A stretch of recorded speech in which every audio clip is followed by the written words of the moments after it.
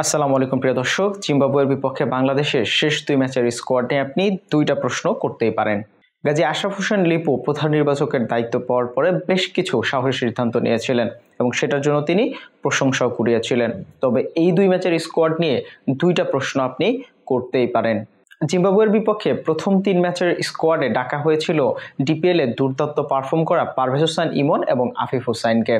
বলা হচ্ছিল জিম্বাবুয়ের বিপক্ষে এই সিরিজটি বিশ্বকাপের আগে শুধুমাত্র প্রস্তুতি।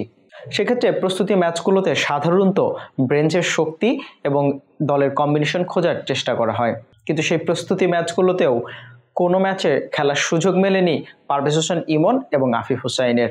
কোনো ম্যাচ না খেলেই তারা দুজন বাদ পড়েছেন শেষ দুই ম্যাচের স্কোয়াডে। অন্যদিকে প্রথম তিন ম্যাচেই রান না পাওয়া লিটন দাসকে এখনো সুযোগ দেওয়া হচ্ছে, এখন স্কোয়াডে রাখা হয়েছে।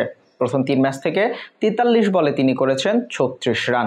বেশ কিছুদিন ধরে ফর্মহীনতায় ভুগছে লিটন দাস। ওয়ার্ল্ড কাপের আগে অন্তত ব্যাকআপ ওপেনার হিসেবে পারভেজ হোসেন ইমনকে সুযোগ দেওয়া যেতেই পারত। এখন প্রশ্ন হলো, এত বাজে ফর্মের পরেও লিটন দাস কিভাবে আবারও সুযোগ পায়? দ্বিতীয় প্রশ্ন, পারভেজ হোসেন ইমন ডিপিএল এ এত পারফরমেন্স করার পরেও কেন তাকে কোনো ম্যাচ না খেলিয়েই জাতীয় দল থেকে আবারও বাদ দেওয়া হলো, যেখানে লিটন দাসের ফর্মহীনতা নতুন চিন্তার কারণ তৈরি করছে বিশ্বকাপের আগে।